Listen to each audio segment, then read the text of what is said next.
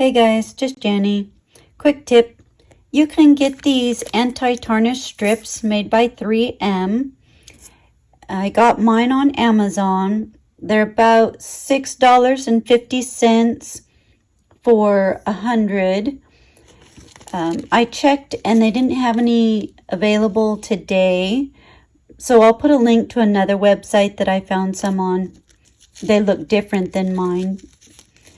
And so what these do is they absorb any moisture and keep your flatware pieces from tarnishing.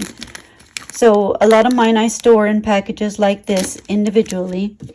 And whenever I sell something, I do package it separately, but I always put in a clean bag and a new tarnish strip or anti-tarnish strip in the bag, so that they have a place to store their piece once they have it.